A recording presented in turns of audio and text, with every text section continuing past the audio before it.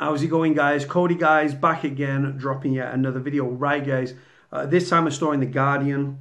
It's written by Eric Allison. Now, Eric Allison is actually a former prisoner himself, turned journalist, who actually served 16 years behind his door.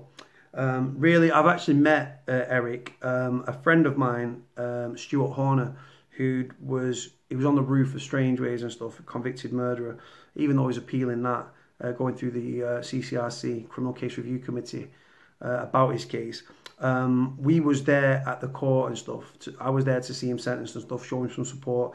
Eric Allison was there for The Guardian, a lovely chap, getting on a bit now. And we spoke at length with another Manchester Evening News reporter called Chris Usu. This is about the death in custody of Jake Hardy. God bless Jake Hardy and may you rest in peace. Headline reads, Jake Hardy's death in custody is nothing less than state-committed crime. The vulnerable and bullied are being let down too often in prison and young offenders institutions.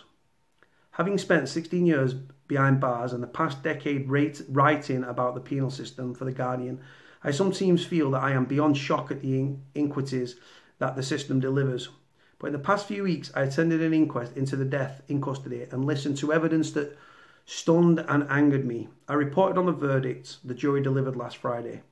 The jury at Bolton Coroner's Court had listened to 5 weeks of evidence about the circumstances of Jake Hardy's death. He was 17 years old and life had not dealt him the best hand. He had mental health problems, learning difficulties and suffered from attention deficit hyperactive disorder, ADHD.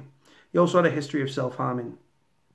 His condition had brought him into contact with the courts in his hometown of Chesterfield after he had brandished a knife during an altercation with his girlfriend.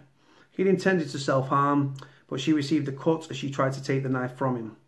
He was charged with common assault. He was then involved in a brawl and charged with a fray. Tried separately, he received a total of 6 months imprisonment and was sent to Hindley's Young Offenders Institution near Wigan. It was his first time in prison. Almost from day one, he became a target of bullying. He was a big lad, 6'4", but his mother says he had the mind of a child. Other inmates told him that he smelt, threatened to stab him up, and made disparaging remarks about his mother and his family.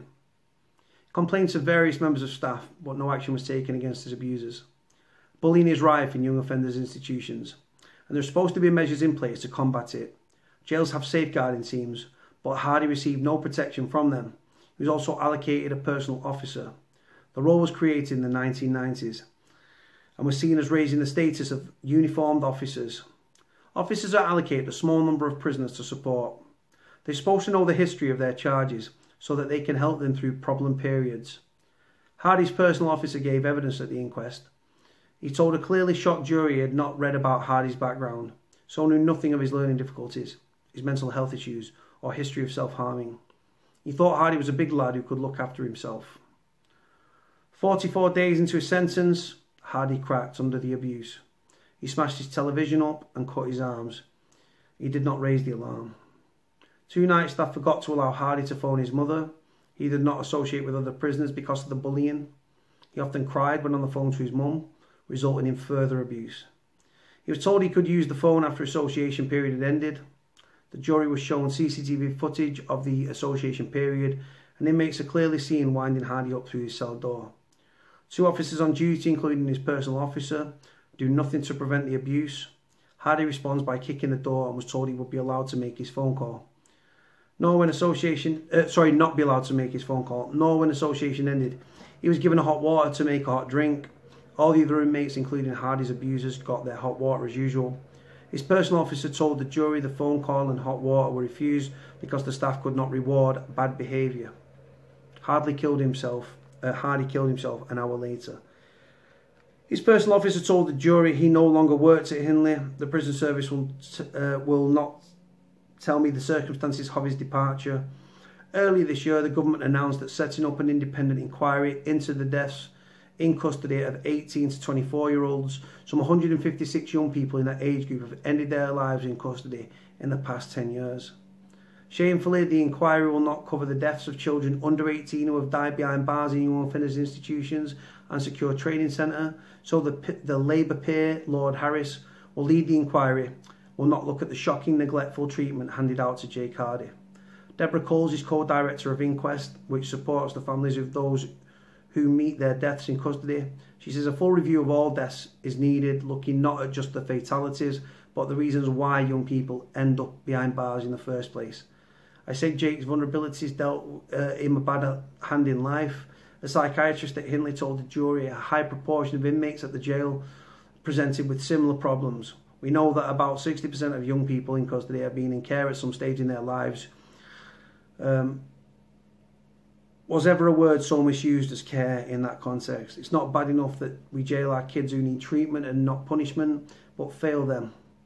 In the way that Hindley failed Jake Hardy is nothing less than state-committed crime. Wow. Powerful, powerful, powerful. Read that. Sad and tragic. Well, this is the thing, guys, right? Wow. Don't give me goosebumps, that. Oh, not in a good way. Yeah, what can you say? It's commonplace. It's happening more and more. Prisoners doubling up as mental health units. Bullying is rife within prisons. It's just a fact. It's a very volatile, very violent attitude and stuff. There's a hierarchy, and the weaker members or the ones with mental health can become victims of bullying and abuse and threats and debt as well, because people get drugs on tap and stuff and all these sort of things. Jake Hardy's tragic passing 44 days into his sentence, disgusting. My thoughts and prayers are with him and his family, but I don't know how much his family cared, because he grew up in care. And I say this a lot, guys, before offenders were ever offenders, they was first victims.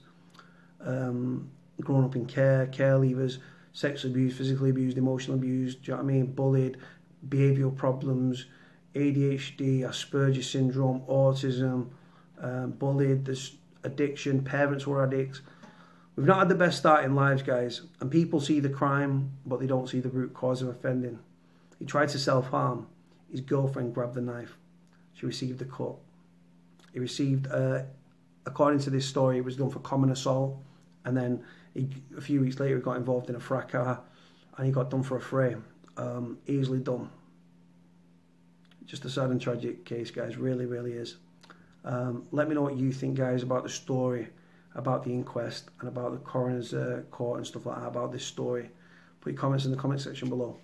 Like, comment, subscribe. Cody out.